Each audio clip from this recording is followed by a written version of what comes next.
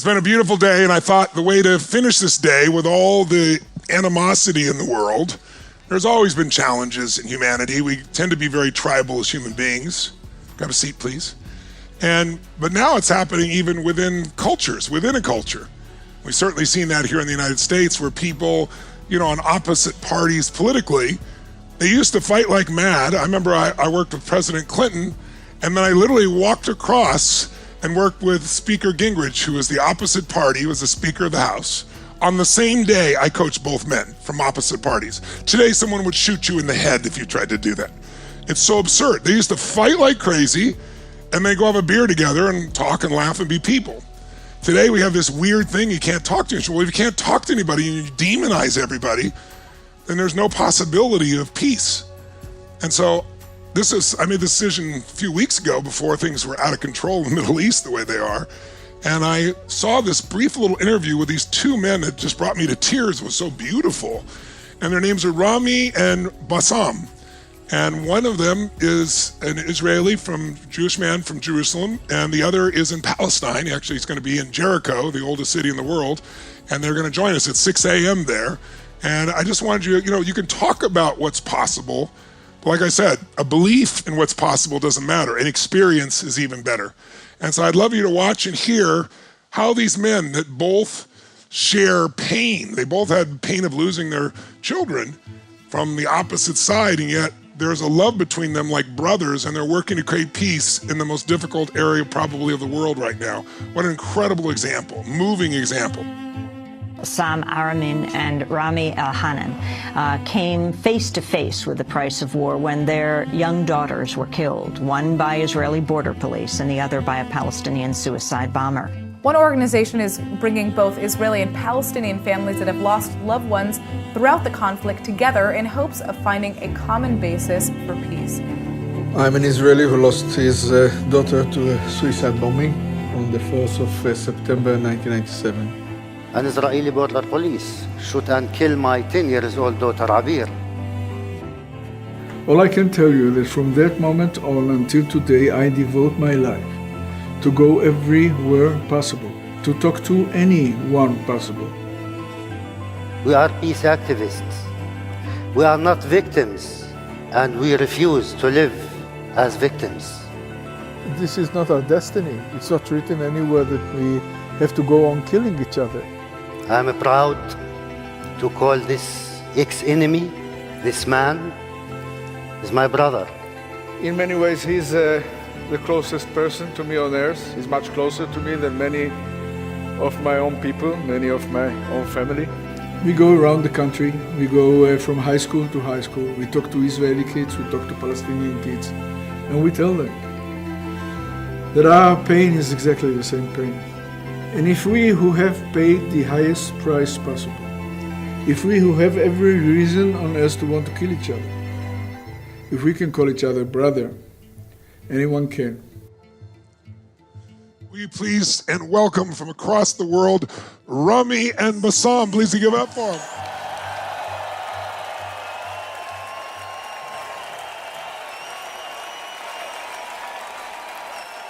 Rami, Bassam, thank you for joining us. We appreciate it so much. I know it's early in the morning for you, but your example is what the world needs. To remind we're all brothers and sisters. Can say that when it's easy. What's different about the two of you is you've done it with the greatest loss that most of us could ever imagine, losing our children and losing it to what we would see as, quote, the other side. But rather than generalize and distort and delete, somehow you found the way to be brothers, and we'd love to hear what you want to share, and then we'd love to ask you a few questions if we may. So first of all, thank you for joining us. It's a sacred time with you. Thank you. Thank you. Well, it's quite embarrassing. You took the words out of our mouth, but we feel great honor, and thank you for having us. Well, it's our honor. So would you like to go one at a time and just share from your heart how this came about, and then we can ask you a few questions afterwards if that works for the two of you? Well, we always fight about it, but he always wins, so I will start. That's awesome. My name is Rami Elhanan. I'm 74 years old, graphic designer by profession. I was born in Jerusalem, 7th generation. My mother was born in the old city of Jerusalem, uh, Orthodox Jewish family. My father came to this country in 1946 after spending 1 year in Auschwitz. He was very badly wounded in the 48 war. He was the nurse who took care of him, and this is the reason why I'm able to speak to you right now. I am a Jew, I'm an Israeli, and before anything else, I'm a human. The story I'm about to tell you starts and also ends on one particular day of the Jewish calendar, which is known by the name of Yom Kippur. It's the holiest day of the year. This is the day where you ask forgiveness for your sins. On this very day, 50 years ago, I was a very young soldier fighting this horrible October 73 war. We started it with a company of 11 tanks. We finished it with only 3. I've lost over there in the desert of Sinai and across the Suez Canal some of my very close friends. And I came out of it a very angry and bitter and disappointed young man with one determination to detach myself from any kind of involvement or commitment. I got out of the army. I went to a bestselling art school to become a graphic designer. I met my wife and got married, and we had 4 kids. And 40 years ago, on the very eve of Yom Kippur, September 1983, my daughter was born in Hadassah Hospital in Jerusalem. Her name was Smadar. The name Smadar is taken from the Bible, the Song of Solomon. It means the grape of vine, which means the opening of the flower. She was really a very sparkling and vivid and joyful and energetic, happy little girl. She was very beautiful. She was an excellent student. She was a swimmer. She was a dancer. She played the piano. She was amazing. Everybody used to call her the princess. And we lived a very good life in our house in Jerusalem. My wife, which is a professor in the Hebrew University, teaching education. My 3 boys, and this princess, in what seemed to be the perfect sheltered, protected lives. In so many ways, you could say that we put ourselves inside a big bubble, completely detached from the outside world, minding our own business. I was doing graphic design for the right wing or the left wing, whoever paid me, and life was very comfortable and beautiful. And this went on until about 26 years ago. On the 4th of September 1997, just a few days before Yom Kippur, it was the first day of school. This bubble of ours was blown up to millions of pieces. 2 Palestinian suicide bombers, Hamas members, blew themselves up in Ben Yehuda Street in the center of Jerusalem. They killed 5 people that day, including 3 little girls. One of these girls was my 14 years old Smada.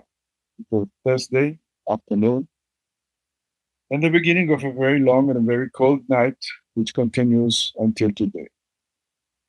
At first, when you hear about the explosion, you keep hoping that maybe this time this finger will not turn towards you. Gradually, you find yourself running in the streets trying to find her. She completely disappeared.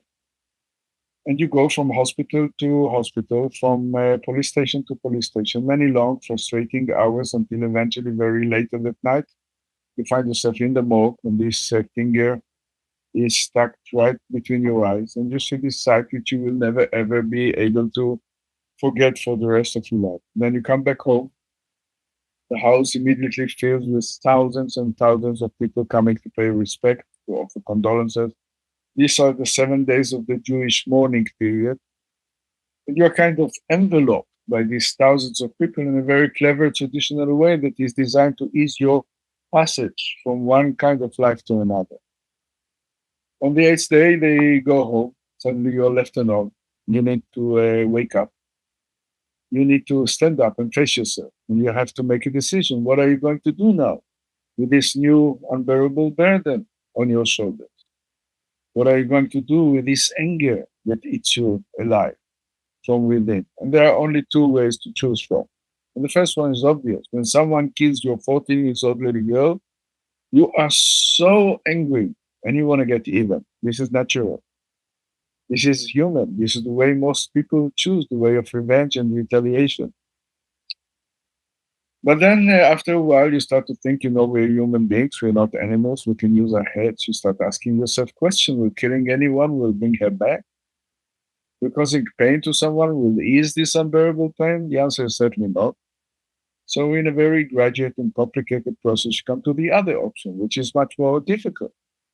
Trying to understand why did it happen? How could such a horrible thing happen? What can cause someone to be that angry, that mad, that desperate, that hopeless, that he's willing to blow himself up with 14 years old little girl?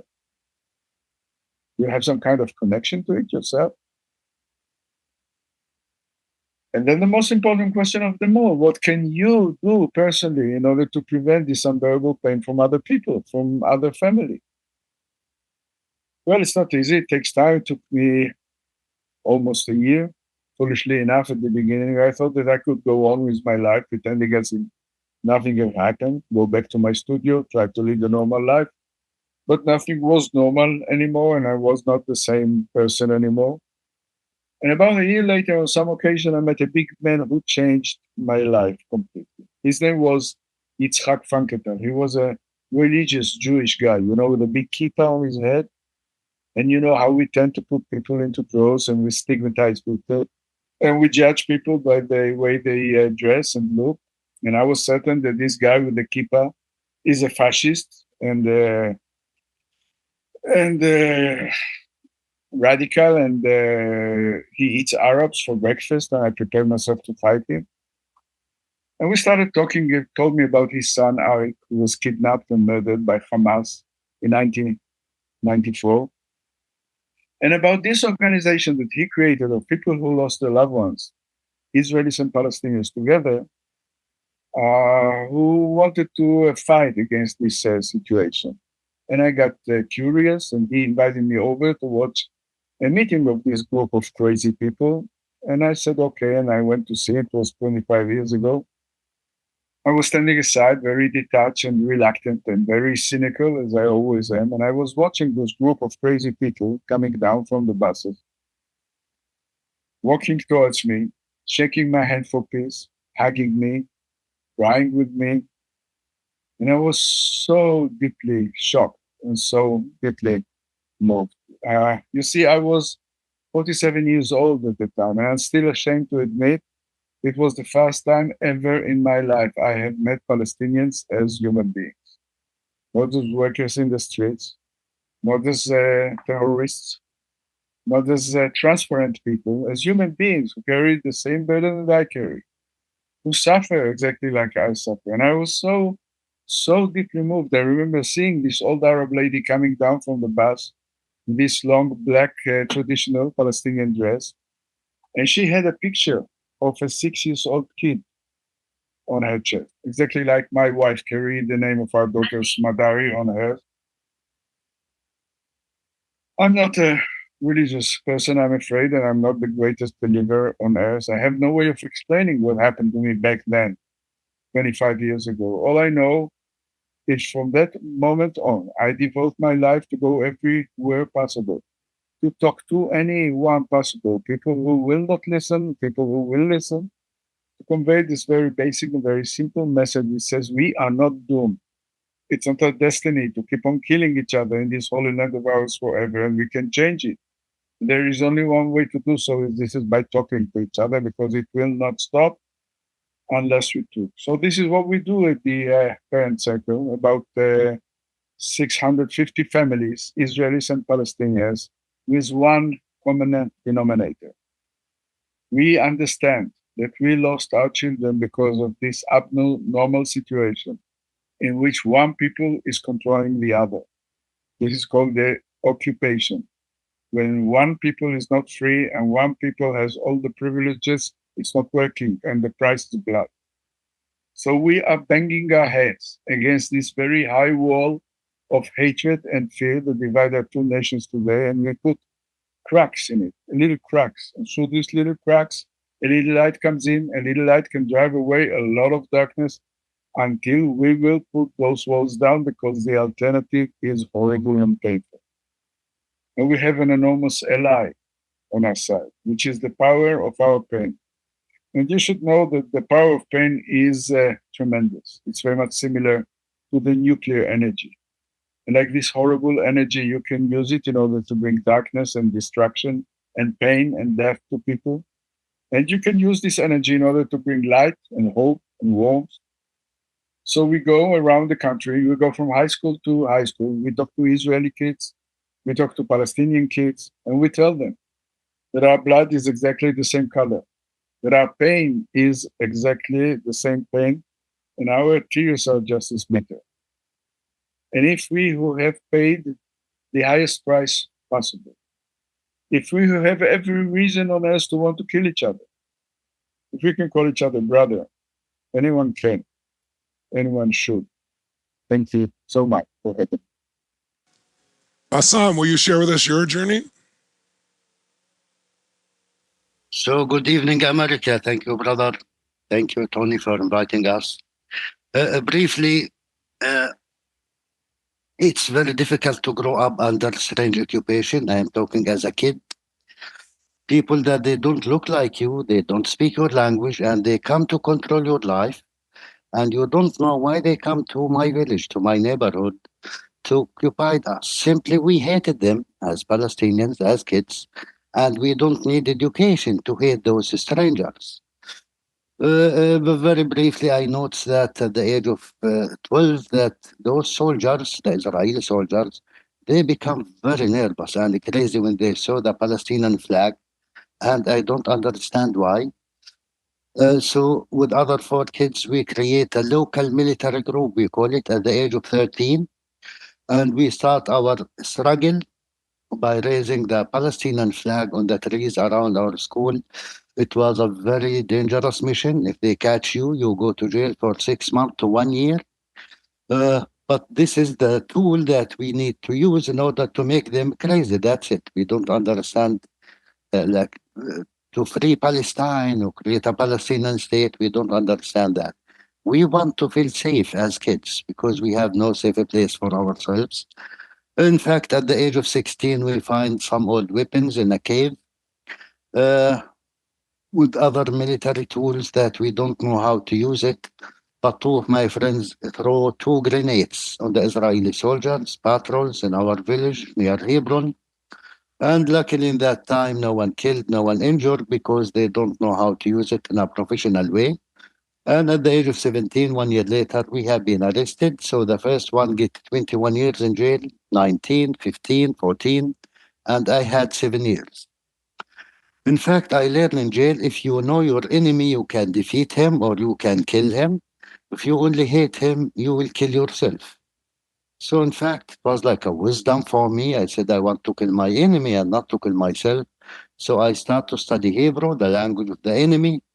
The first to know how to kill Rami in that time. Sorry, it's not personal. Then shortly I watch a movie about the Holocaust. The Holocaust at that time, I never heard anything about it except something. It's not, we don't learn about it at all. You know, for me, someone called Hitler, I don't know from where this Hitler, who killed 6 million Jewish people, but it's a big lie. So you never think about it.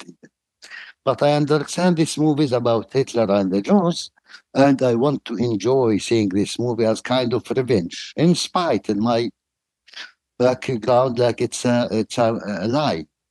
Just to see someone torture those Jews, kill them, arrest them, occupy them, because I am in their jails. So what happened after a few minutes, suddenly I found myself crying, get sympathy with those innocent people.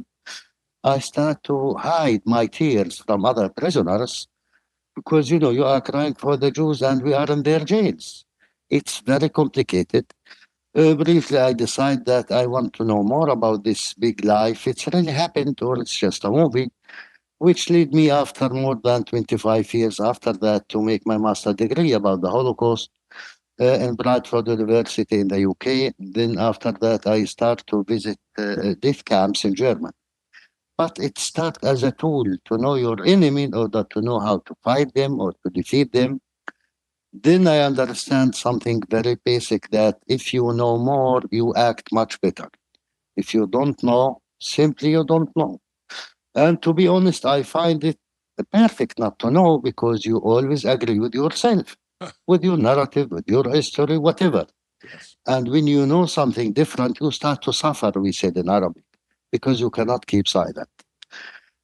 You can imagine it's a very long 7 years. Briefly, their goal is to kill our humanity every moment in jail because we are the bad guys. You know, it's more easy for the Americans to understand the bad guys. And for us, they are the bad guys. They are the occupiers. They are not our example. We are freedom fighters. So we need to survive and to continue to protect our humanity in order to continue our struggle. This is how we survive.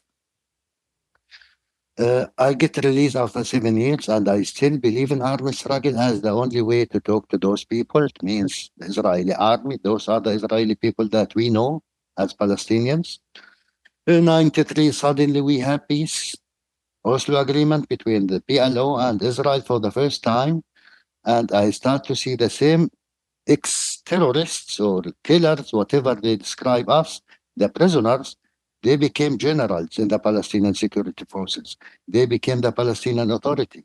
So what happened? One day they are terrorists, next day they are partners for peace. It's an Israeli political decision, and American, in fact. That's it. It's a long story, but like most of the Israelis and the Palestinians, I support this agreement because I want to live in peace as every normal human being. In fact, I get married and I have 6 kids suddenly. You know, I become from a small family. We are 16 brothers and sisters only. So those kids, they became my Palestine, my promised land, my world. I want to do everything possible to protect them. I will never allow to my son to be in the Israeli jails because he don't know, because he want to raise the flag. I am here. I know how to raise them up, and we have peace. Uh, uh, Unfortunately, if you live in Palestine and Israel, it's not the same level, but still you have no safe place for yourself. And sometimes, if you survive, it's only by chance, which is not a normal life. After I discovered that more than 100 years were trying to kill each other, to defeat each other, and the result, until now, Israel is not safe and Palestine is not free, but more blood, more pain, more victims. So we need to change our way to achieve the same goal. In fact, in 2005, I was one of the co-founders of a group called Combatants for Peace, which is from ex-Israeli soldiers and officers who refused to serve in the occupied territories or in Palestine because they love Israel, because it's against the Jewish values, which is very strange for us as Palestinians, because it's against the Zionist values, which is totally very strange. You know, Zionist with values for us, it doesn't work together. So who is those people? I wish to meet them. So it was the first meeting in 2005 for Palestinians with 7 ex-Israeli officers. Rama's son was one of them, Elik. Uh, so this is how I get to know this noble enemy back in 2005. Uh, we discovered that we are the same. After 1 year meetings, we became 300 members. We discovered that we are the same. It means, yes, we want to kill each other to achieve the same thing. We want peace and security. But of course, each one from his point of view. And I believe you know Jalaluddin Rumi or Rumi. He says, beyond right and wrong, there is a field. Meet me there.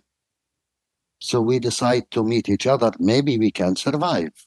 And this is what happened. In the end of this year, we create Combatants for Peace.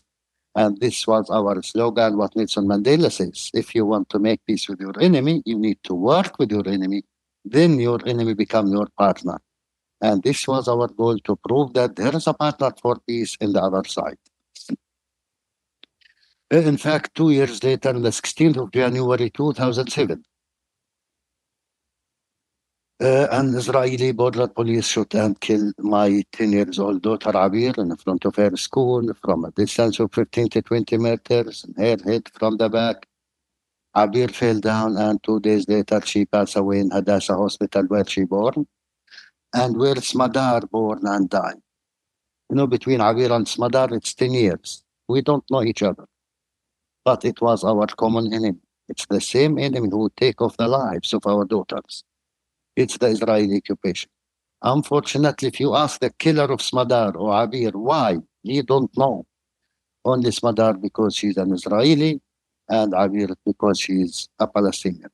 Of course, 2 hours later, I received my brother Rami and his wife and more than 30 Israeli families who come to stay with me in the hospital 3 days, praying for little Abir until she passed away. You know, from the beginning, I said, I wish Abir will be the last victim between the Israelis and the Palestinians. I don't ask for revenge because we need to stop this circle of blood. And we need to double our efforts to achieve peace, especially now, because I have another 5 kids. I don't want them to be victims. And this is exactly what I said to the killer of my daughter. I call him a victim when I meet him in the court after 3.5 years. I said to him, you are not a hero, you are not a warrior. You didn't kill the enemy or the terrorist. You need to know that you killed 10 years innocent girl. And if you are proud of that, you can enjoy your crime. I don't ask for revenge because I don't take revenge from victims. For me, you are not less victim than your victim.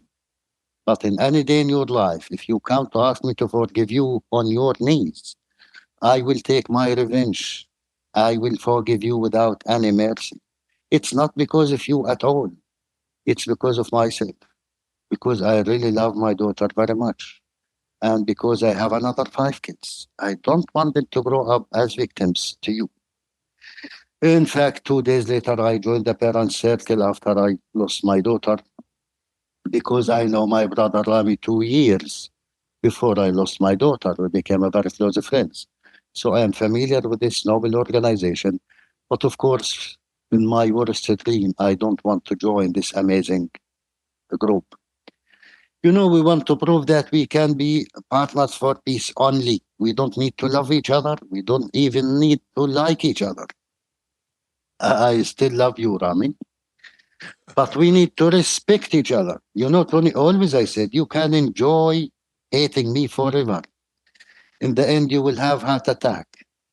Just respect me, my borders, my human right, my right to exist, to live in peace and security. I will respect yours, and we can survive. But we prove that we are human beings. We can be real partners. We can be real friends and brothers. And in our case, we can be a family. We kill each other for the land, especially for Jerusalem, which is a holy place for the Christians, for the Jewish. It's more than holy for us, for Muslims. But we kill each other for Jerusalem and we meet each other under the ground of Jerusalem. And I am not sure if Jerusalem know who we are. It's up to us to continue killing each other or to understand that we can live on this land. We born to live and not to kill each other.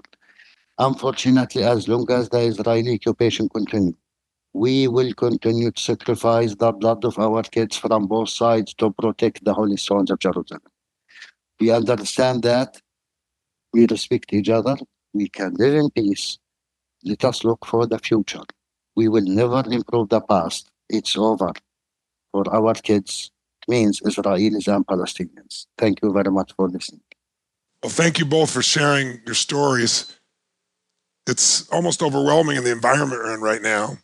You both have managed to develop a level of compassion, the ability to step in the other's shoes in spite of a pain that most people would never be able to separate. And I know you still carry that pain. What is your advice to the rest of the world? First, I'll take some simpler, where people who haven't have their children be murdered still treat each other with such disrespect and despise each other, try to harm or destroy each other's reputations, or won't even speak to each other in the same country. I mean, what you're taking on is so much greater. I'm just curious, what would your advice be to those in Europe and those here in America who are so divided and the issues are not life and death, but they're treated as if they are? Do you have any advice you could share from your life experience that could be a message that we could carry to some of those people, and then we'd like to come back and talk about what's happening in both of your countries and both of your people. But I'd love to hear what your thoughts would be for those who are dealing with something far less, but have the same level of intensity and resentment. Nelson Mandela is famous for saying, you know, resenting another is like taking poison and expecting your enemy to die, because it destroys us. And I know you both understand that because you found a way through this. It's so touching and inspiring. But what would you say to these people that are making things so intense and creating such separation? And here in America, people have that over whether they like Biden or Trump, or not even like, they despise the other. There are families that won't even talk to each other, friends that end friendships over these things. And there's no life and death, but they act like it is. You guys have done it with life and death. What recommendations, what insights might you offer us if possible? Yalla, Abu Arab. Gandhi says, I'm not going to spend my life running after a dog to beat him because he beat me, to bite me. It's very difficult, but it's logic. I said from the beginning, even to kill this Israeli or the Israeli, even the rest of the Jewish on earth, you will never meet your daughter again. That's it. Number two, I am not a killer. Number three, when you go to kill, it means you need to prepare your other kids to kill or to be killed. I discovered that we kill our kids with our own hands without even taking responsibility because we will continue their way. Yes. This is the culture. This is the normal thing, in fact, because we are in a conflict. So when you discover that, you need to teach yourself, I am bigger than my pain. I am bigger than my sadness. I am a human being. I have responsibilities. When you go to take revenge, and I said to this victim that I can kill you. I can kill another 2, maybe 3, maybe 5, but I am not a killer. I'm not going to be unique. So you are not going to solve the problem. I have another 5 kids. So it's my responsibility. And an eye for an eye will make the whole world blind, which is true. Yes. When you discover that your enemy is exactly like you, this is another point. But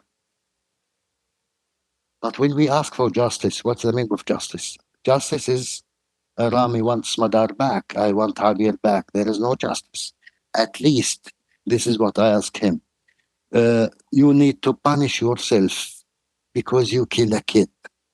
Even if the authorities did punish you, maybe encourage you. When he discovered that, in fact, he became another human being. He really regret. I don't envy him. And we were in a process to meet each other to ask forgiveness. But he was not ready because it's very complicated process in the Israeli army. One day he will come because he's not a serial killer, because he's a human being. I know that. So notice the identity belief here that plays such a role. Not a killer, but also to turn that and realize that if I don't change this, I'm killing my own children. That's, everything changes with a belief change, especially a global belief change. And you both have managed in the midst of this to come up with a different belief. And belief is nothing but feeling, but absolutely certainty about what something means and giving it consequence. So that's a beautiful answer. Thank you very much, Bassam. Rami, how would you communicate this to someone who's dealing with these issues, and how do you look at it? There is a very old Jewish saying. It says, don't do to others what is hateful for you. Yes. Some people say it's the basic of Judaism. It's a lot of wisdom in this. And you have to put yourself in the shoes of the other guy. You have to put yourself in a position that you will not be concentrated only on your pain. Another Jewish saying says, my pain is my pain. There is no pain like mine. And it's right. I mean, when someone hits your finger, it's more difficult for you than seeing someone lying on the street. But you need to get out of it in order to understand the environment that you are living in and how to solve problems. Otherwise, you'll be stuck within yourself forever, and nothing will be improved.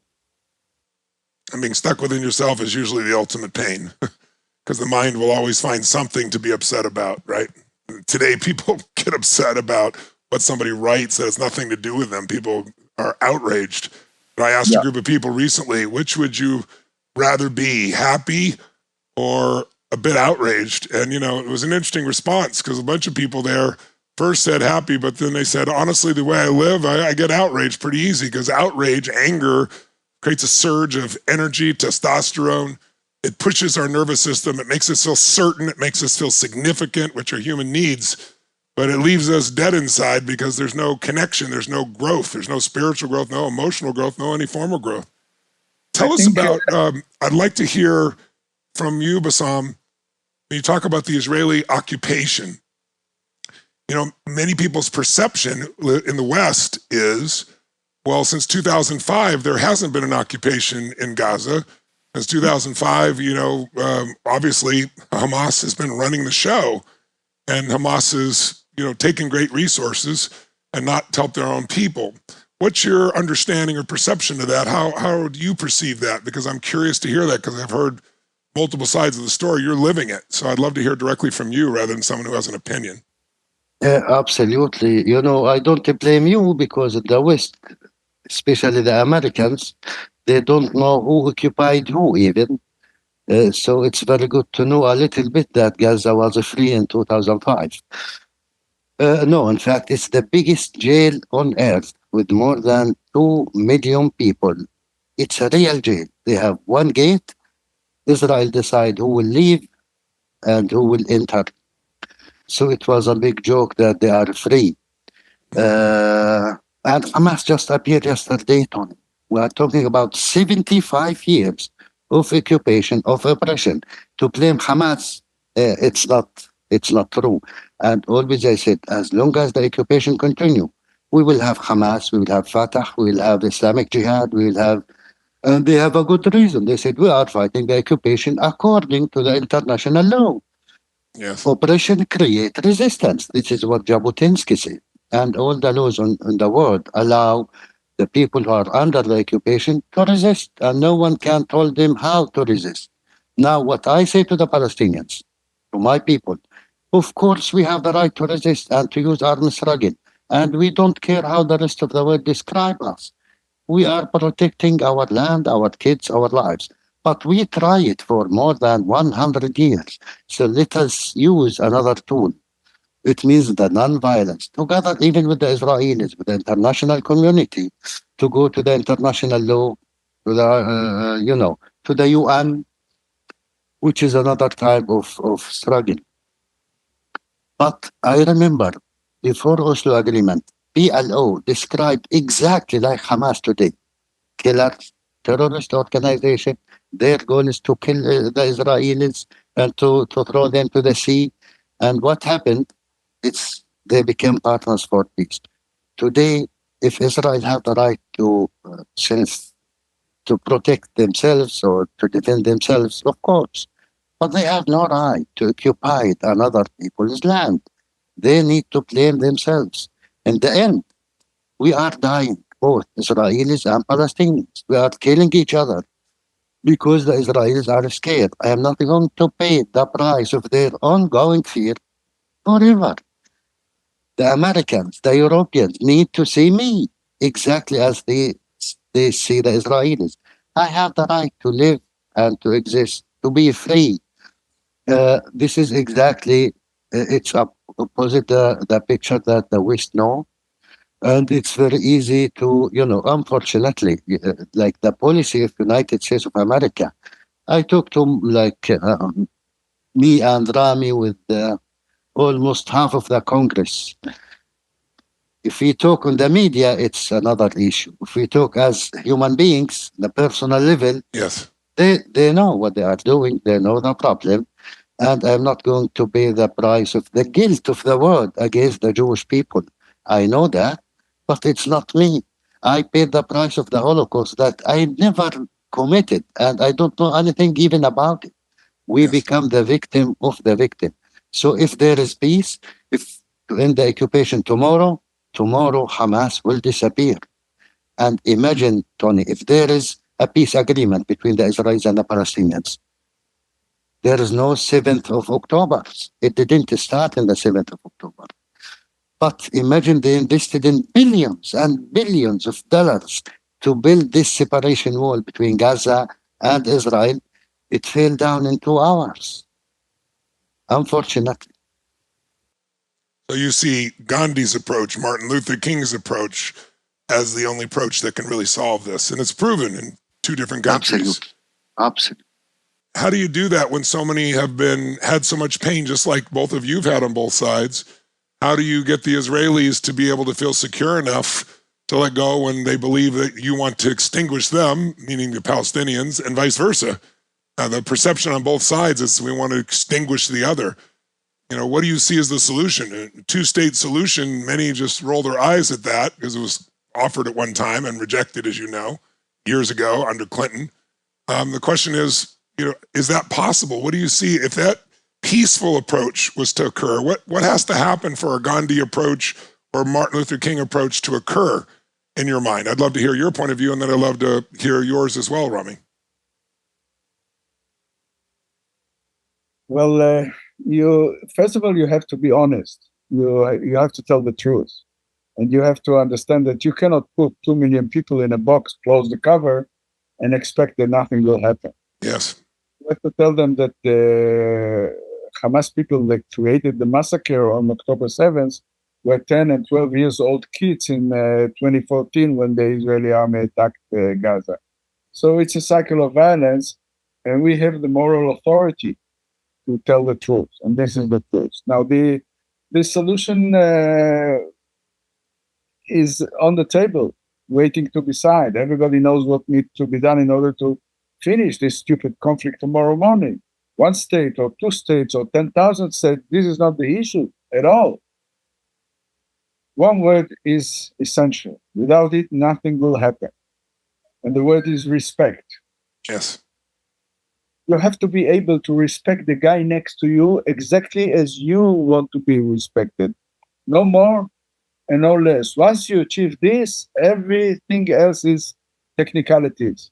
You can have federation, confederation. There are so many ethnicities, countries in the world, like the United States, like Belgium, like other countries, who can live together with respect to one another in democracy, in equal rights. While in our case, between the river and the sea, there are 9 million people. Half of them are under military rule. Half of them don't have any democratic rights whatsoever.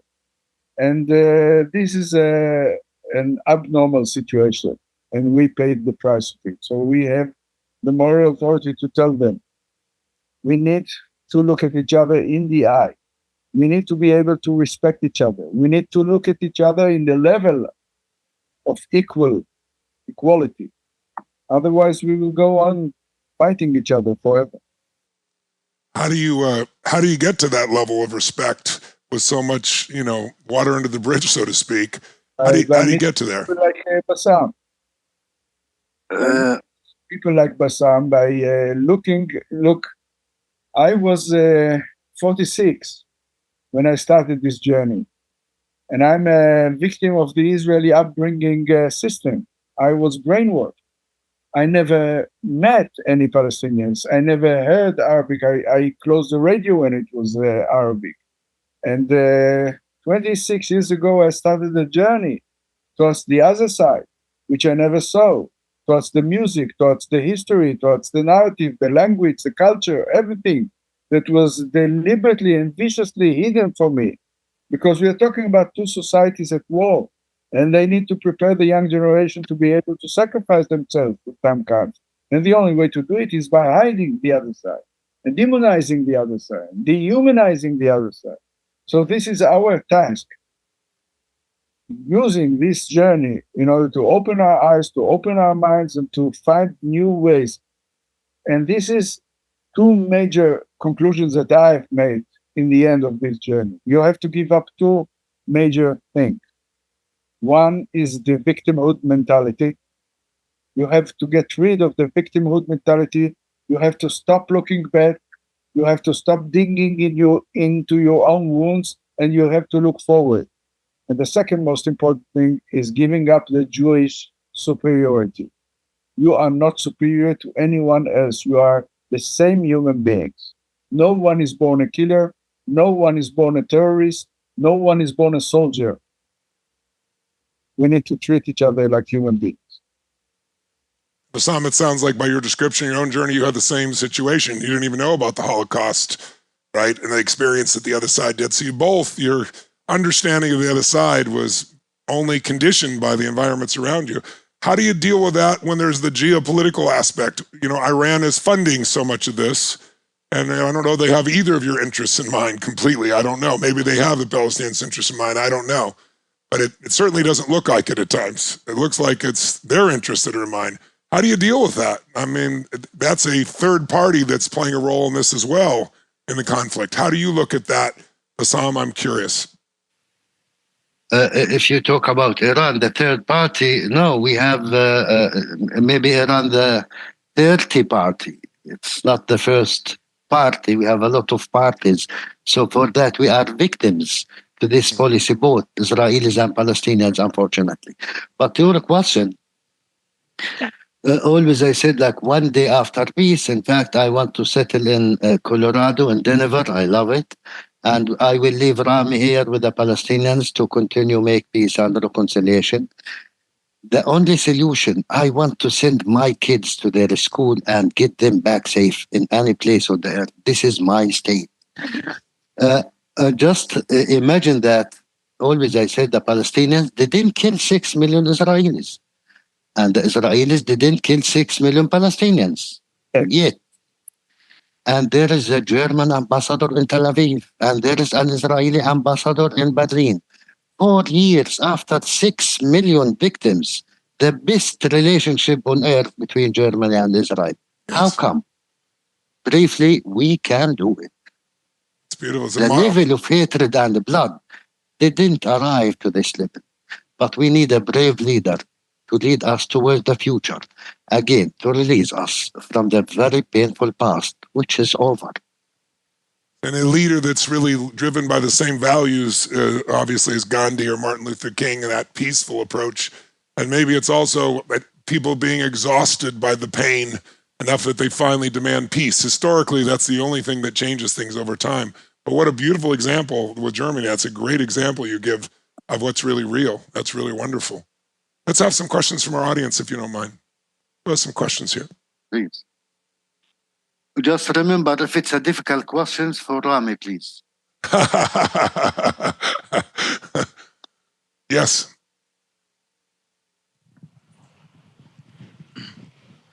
Thank you for being here. What is the energy of the public, not the military, but the Palestinians and the Israelis, especially after the October 7th situation? Is it? I know a lot of the Israelis are not happy with Netanyahu, and I don't know what that means. But as a whole, are the people in Israel and the people in Palestine seeking peace, or is there anger and hostility between the people? We are talking about two bereaved societies, two very painful societies, two humiliated societies, and two very angry societies, especially after October 7th. But as we always say, the conflict did not start on October 7th and will not end on October 8th. And we are licking our wounds. We are suffering from defeats, and the price is enormous. It never had been such a high price. And I always said, throughout my years, my 25 years of going and speaking to people, which were asking me what will be the solution. I'm telling them, and I'm telling them today also, peace will prevail the minute the price of not having peace will exceed the price of peace. That's so true. I think we are very much near a situation. There is not one house in Israel and in Palestine where people are not crying, where people did not lose a member of family, a kid, a brother, a mother. And this is unbearable situation, which on one hand increases the hatred and the anger. But I believe that in the end, 1 minute will come that you will understand that anger will take you nowhere. That the decisions that are being made out of anger are bad decisions.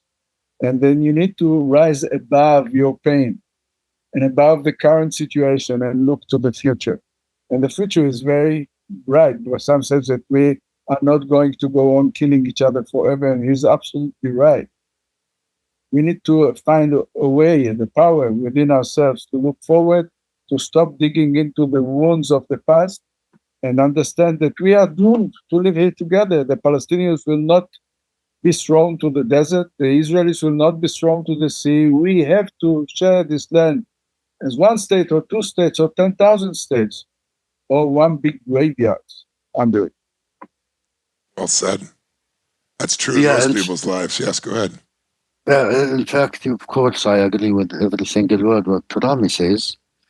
Uh, People are very angry. And the time of conflict, they want more blood. They want revenge. But just to let you know that it's more easy for me to raise up my voice in the Palestinian side than my brothers in the Israeli side. It's very difficult. If you even posted a post on Facebook, next day they will arrest you. This is the democratic regime now in Israel. Professors in the universities, and not normal people, they My will wife, go to arrest them. Yes, Rami. my wife, What happened with your wife?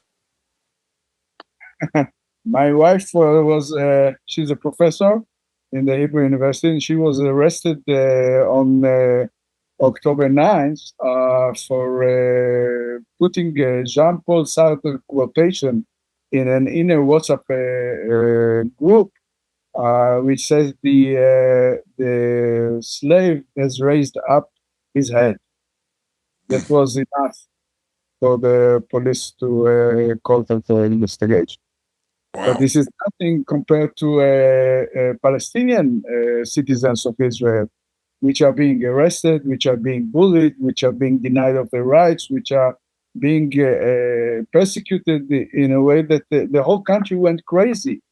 Once you dare to say one sound, your head is immediately cut off, because the anger and the sensitivity is so bitter that you need to be very brave person in order to open your mouth. Bassam is admired by his society. He's respected by his society. I cannot say about myself the same. And Bassam, if I may ask, why are you so revered and respected and admired in your society? I'm sorry for my ignorance, but I'd love to know why. Yeah, I didn't come from like outside to say to Palestinians, this is right, this is wrong, this is how you need to act. I am not expert. I am the people. I am from here. I paid the highest price. I lost my daughter. So I have the right to talk. Yes. And when I talk, I am not traitor. I am working for them. It's not a personal problem between me and the state of Israel. I am part of the Palestinian society. And this is what we are asking for. It's very normal that the people who are under the occupation, they just want to live in peace. So they ask for peace and security more than the oppressors. It's normal. And always I said, even if they describe us as traitors, traitors of today will be the heroes of tomorrow. This is our way. When we talk about our daughters, our hearts, an open wind forever, we will never give up. We will never get tired. It's our responsibility. I want to look in the eyes of my daughters and my grandsons and daughters that I did everything possible to achieve peace. This is why we continue doing what we are doing. That's beautiful. Give them a hand. That's absolutely gorgeous. The traitors of today will be the heroes of tomorrow. And one or two more questions. Yes.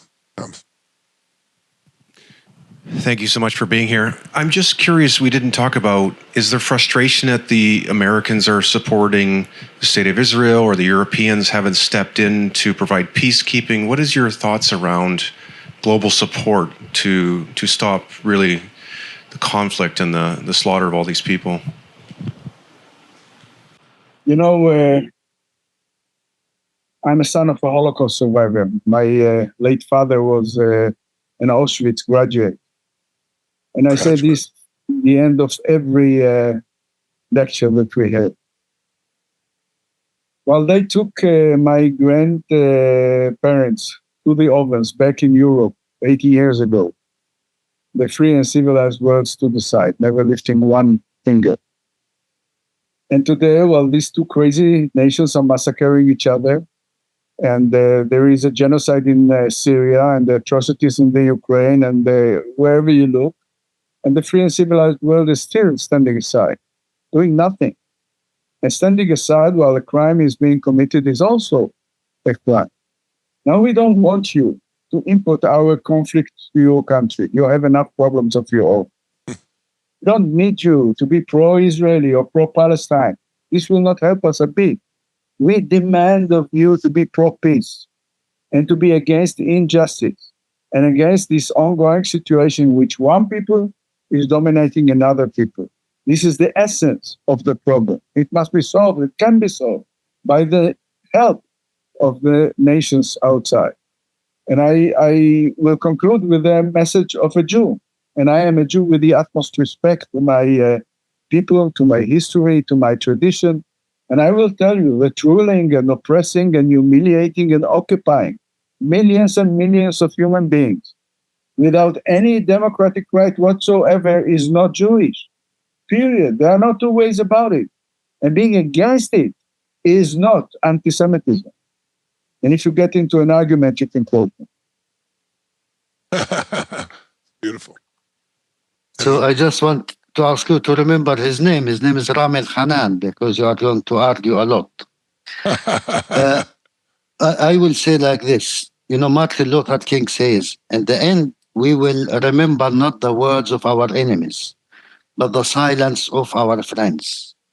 The most important thing is not to keep silence, because if it's happened to you, you are not going to find anyone to raise up his voice for you, because you never raise up your voice for the others. We are very connected to each other. Yes, you need to be pro-justice and peace and humanity and democracy for everyone. When you say justice for the Palestinians, it means automatically security for the Israelis. So in this case, you are going to be pro both sides, and this is what we are asking for.